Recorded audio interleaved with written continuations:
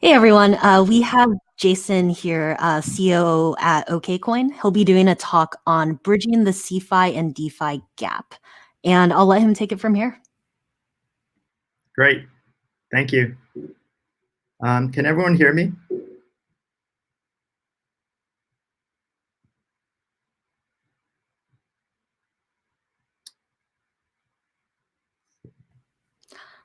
Oh, my intro was muted. Hey everyone, we have Jason here, CEO of OKcoin. He'll be doing a talk on bridging the CeFi and DeFi gap, and I'll let him take it from here. Thanks. Great, thank you. Let me share my screen. Oops. Okay.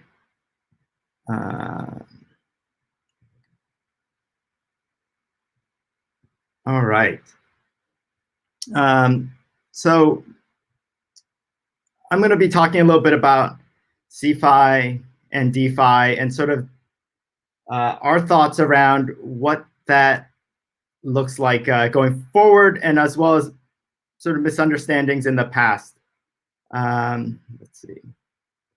Yeah, so a little bit about myself. My name's Jason Lau. I'm COO at OKcoin, and my background's in finance and consulting. I spent about 10 years prior to crypto in investment banking as well as in consulting out in New York. I'm sorry, I'm getting a little bit of an echo here. Okay. And where was I? Okay, introductions. Yeah, and so I joined OKcoin and the group about 4.5 years ago. So we've been working on sort of building out a crypto trading experience, an on-ramp and off-ramp for users around the world to get access into crypto. We were originally founded in 2013, and today we're headquartered in the United States in San Francisco, and we service a global sort of reach of users. And so today I just want to talk about this sort of concept of CeFi and DeFi, what we're really talking about, and seeing that sort of DeFi boom happen this year, what exchanges are doing in response, and then ultimately sort of our perspective on how DeFi is, or decentralization is, a spectrum, and users really don't care about that.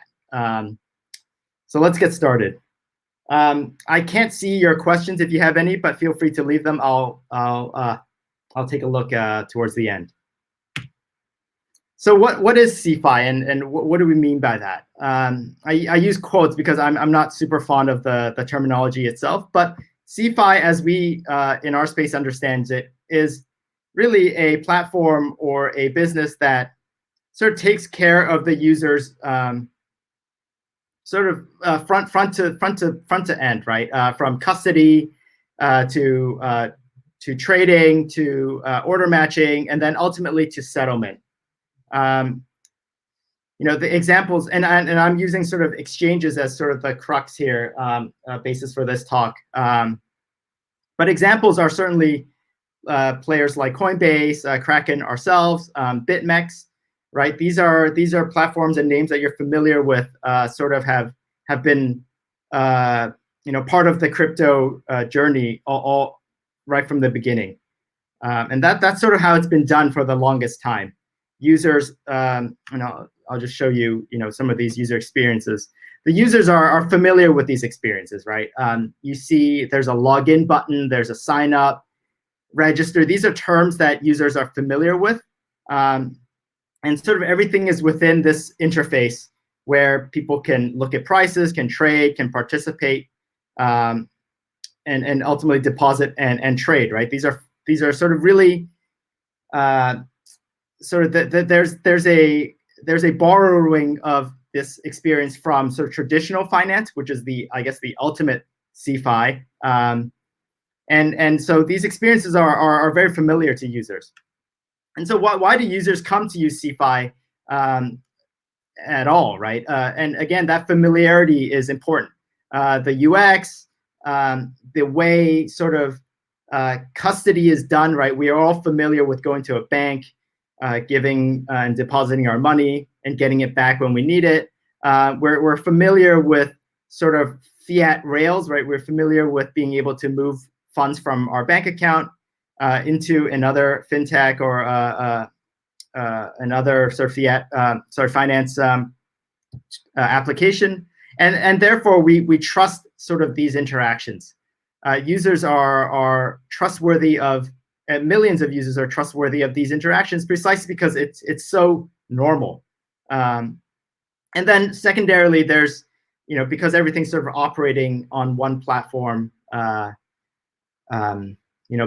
to optimize for speed. There's very low cost, right, when you're doing a trade. And then as a result, you get benefits of high liquidity. And as well as price discovery, right? Most crypto price discovery, what I mean by that is sort of where is the next price set? And that's usually happening on the centralized exchanges today, mostly because of, everyone, all the big players and most of the market participants trade there. And then I didn't mention here, but also the CeFi stack, the CeFi sort of trading stack includes a wide variety of participants too, right? You have spot exchanges going from crypto to fiat. You have crypto to crypto fiat, crypto to crypto exchanges. You also have derivative exchanges, futures, swaps, options exchanges. And so the ability for market participants to really hone in and figure out what that correct price is and also trade against it is very strong on the CeFi side. Moving on to decentralized finance, and this is I'm trying to compare and contrast the two, sort of in terms of features and user experience, and it's a little bit different, right? Decentralized finance today, especially the trading applications on DeFi, are wallet based, right? You connect to your MetaMask, you connect to your wallet, and there is no concept of an account, right? And there is no logging in. There's no password. This is very foreign to most users. And as a result, there is also no KYC. KYC meaning you don't have to provide any personal information in order to use the service. And again, this is starkly different. And there is a bit of a learning curve, unfortunately. I don't think it's good or bad. It's once you sort of figure that out, you can get on with it. But there is a bit of a steep learning curve at the beginning, especially when most users today have basically spent their whole lives dealing with sort of the traditional CeFi or fintech or banking type of online experience. And then lastly, I think decentralized finance also has this really strong long tail of choice and sort of experiences that is available. And what I mean by that is, on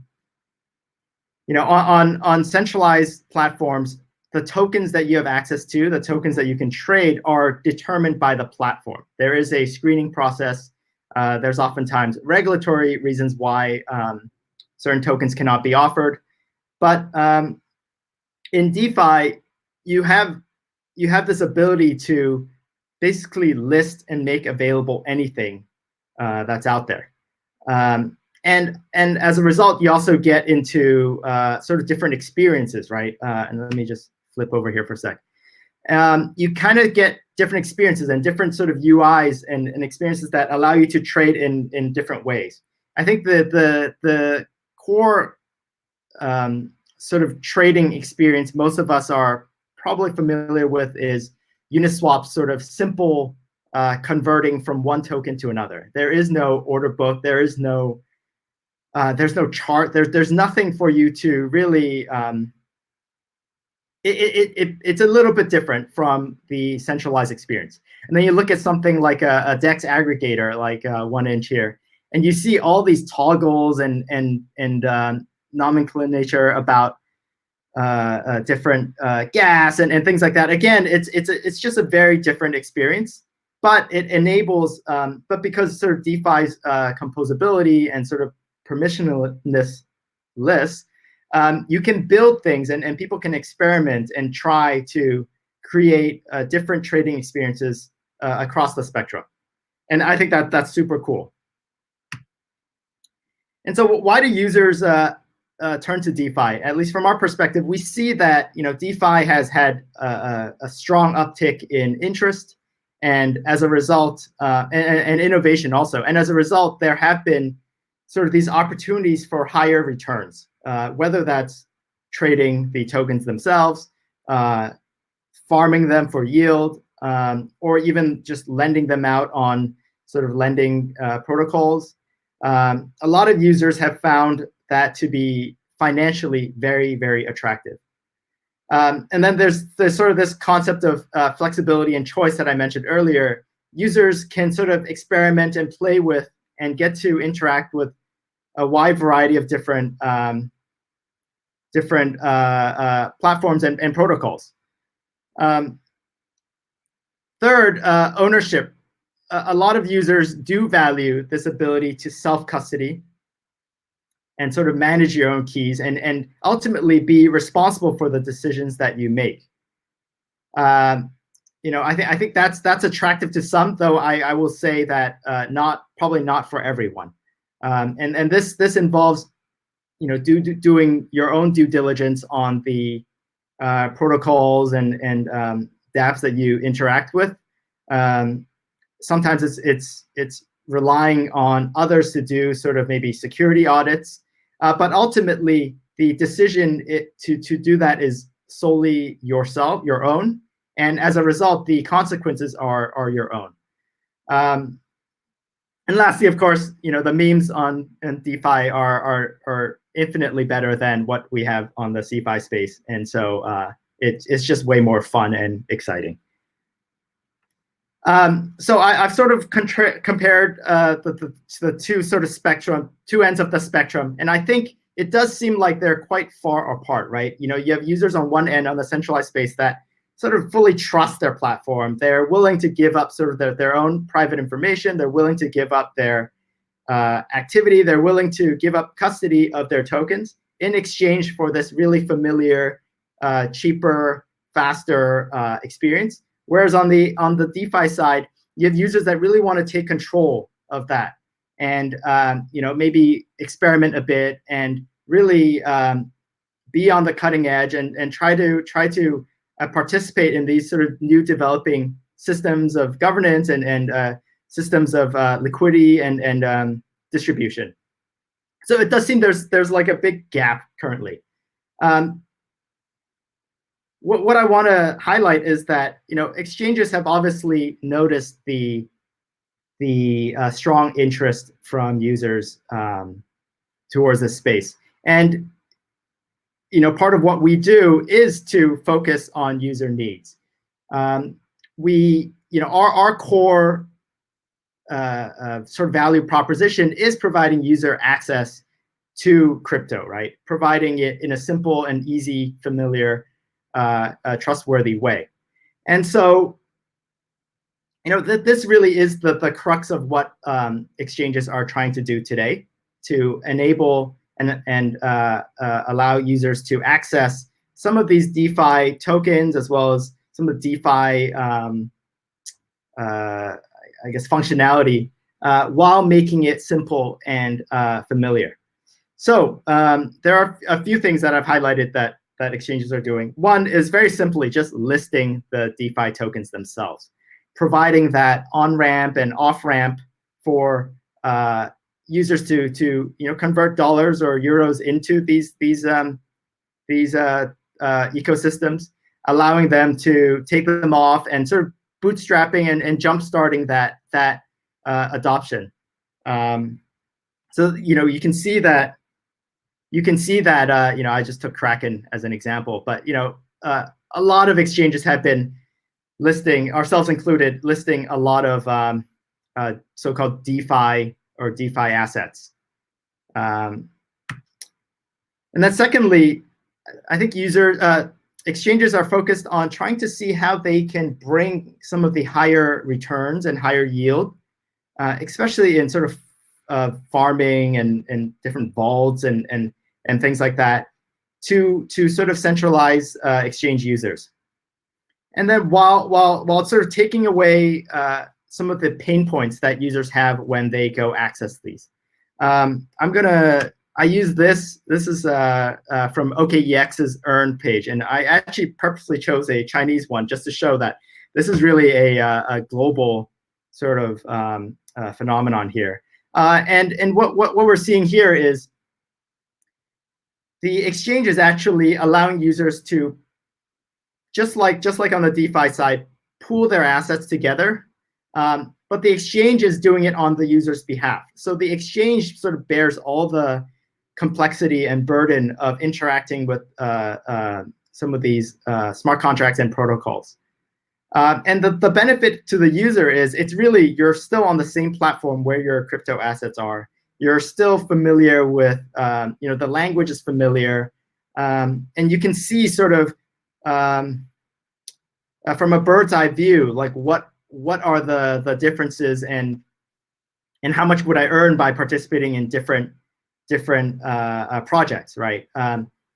So another benefit is exchanges will, especially in this case, exchanges will sort of bear the cost of gas and sort of make everything free to the user, right? So it's a very sort of simple 1 or 2 click experience, and you can see those earnings deposit right back into the account that you've been familiar with for years.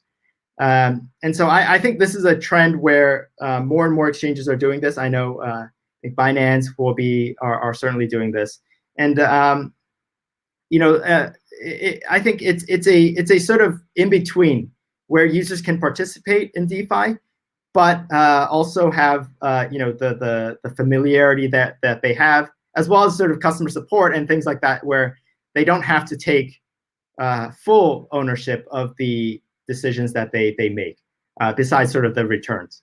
And then I just want to highlight one other thing. It's not just sort of yield farming that on the top right here. It's not just yield farming that exchanges are allowing users to participate in. It's also participating in being a liquidity provider in Uniswap here, for example, and sort of be able to earn some of those uni tokens that are rewarded to liquidity providers. And then lastly, here I just mentioned sort of education. Exchanges are still sort of that first point today where users get in touch with sort of crypto and get access to it. And so many exchanges, I just took Binance as an example, provide sort of this sort of beginner's guide or sort of explainer or really trying to educate users on what DeFi can do. And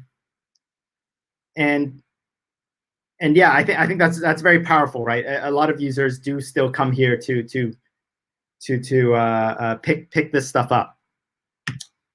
And so in other ways, I wanted to highlight are exchanges also contributing to DeFi projects and the ecosystem in different manners too.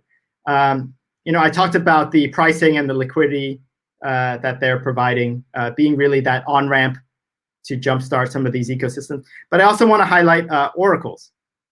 Exchanges today, like I mentioned, are this, have sort of that nexus of liquidity and still provide sort of that first place for price discovery. And therefore, a lot of DeFi protocols do use exchange pricing as the basis for some of their internal pricing also.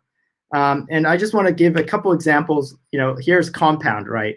Compound has this open oracle or open price feed where they take Coinbase and OKEX. I think Coinbase for now, but take exchange pricing basically and feed it in to use it into their protocol itself. OKcoin has also published an oracle that's signed so that other DeFi projects can utilize this, and that's open and available freely for anyone to use. And then I also want to mention that exchanges themselves are experimenting and launching decentralized exchange platforms of their own. I guess the most recent one was sort of FTX working with Solana to launch Serum. And Binance has their decentralized exchange. I think OKEx has one. Huobi has one. I think there's a lot of sort of experimentation there too on how centralized exchanges, can sort of potentially cannibalize themselves a little bit and figure out this sort of sweet spot. And then lastly, I think exchanges also are doing a lot of things around just collaborating, bouncing ideas, providing mentorship, providing investment, perhaps. A lot of exchange you can see have invested in sort of these DeFi projects themselves. A great example would be the DeFi Alliance. Chao actually gave a talk earlier, I think a few days ago here, on sort of the AMMs and traditional market makers and their differences. Worth checking out if you're interested in that. But yeah, so DeFi Alliance, really bringing together DeFi players as well as centralized players together to collaborate. And so ultimately, I wanted to, I just drew this up, so excuse my poor handwriting, but I wanted to sort of highlight that decentralization itself is a spectrum. And it's not all good or bad. It really just is a different, each part of the spectrum serves a different sort of use case. And different users have different use cases, obviously. There are not many purely fully decentralized projects and protocols out there today. Even a lot of the stable coins that we use today are backed by, and the money backed by collateral that is controlled by centralized organizations. We have some DEXs are on less decentralized blockchains themselves. Oracles, there's always this sort of Oracle problem where there's this, the pricing comes together and you sort of blur the line between centralized or decentralized. And then, like I mentioned on the left-hand side, centralized sort of platforms are offering things that allow users to gain access into some of the decentralized functionality. And so ultimately, from our perspective, it's about focusing on the user's needs, right? Different users have different needs, and they want different user experiences. I think it's fantastic that there's so much experimentation and innovation around serving those that do have this sort of familiarity with Web 3.0, familiarity with custodying your own assets, and providing tools for these users to sort of move off that centralized exchange experience and into something a bit more, right now, cutting edge. But at the same time, we have to be cognizant that there are millions and millions of users still, and probably billions if you look at outside the crypto world, but that are still focused on this sort of familiar Web whatever 2.0 experience. And I think figuring out what the users want and trying to deliver a product or solution for them specifically is going to be key. And that's what we're focused on. And I'll leave it there. I think that's all I have. Yes. So you can reach me on Jason K. Lau. I'm on Twitter. And we're always happy to discuss ways to collaborate, as well as if there's any other way we can work together. I will pause here and see if there's any questions.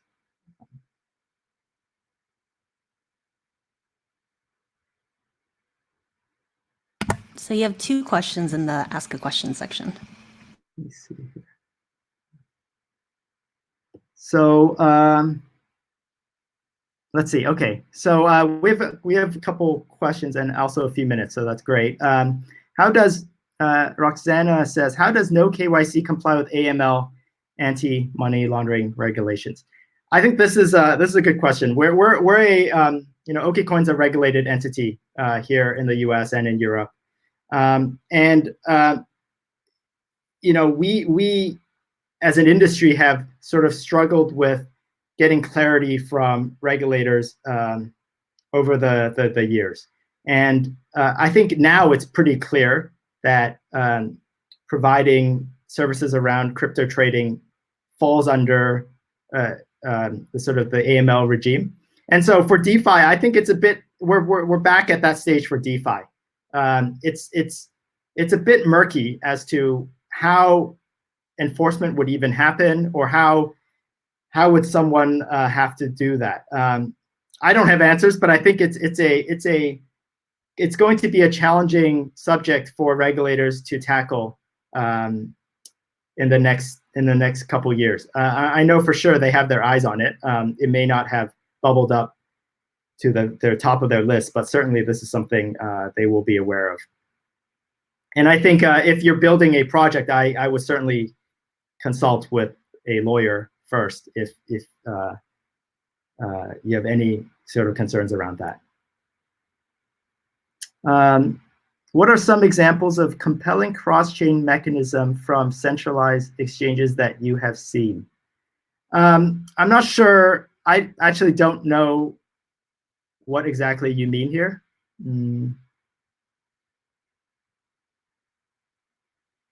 Yeah, and so I will take a punt on that. Sorry. Let's see.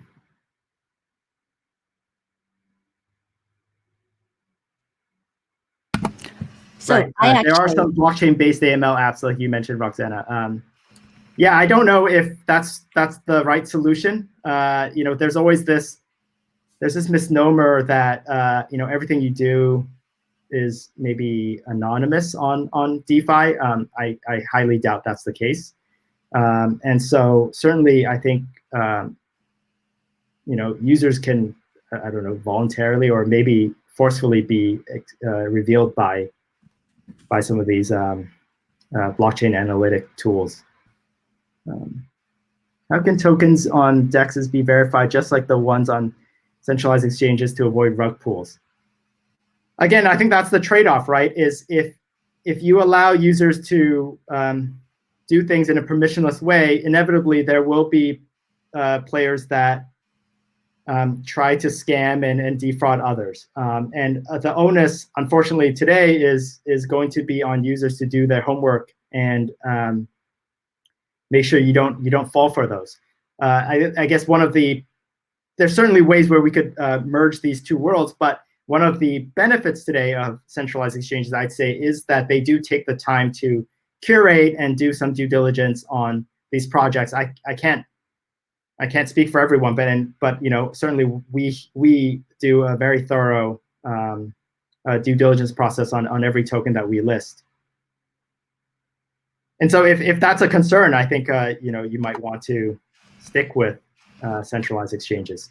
Or I think Uniswap has sort of some of these sort of verified lists that third parties have provided and verified. That might be a sort of a middle ground.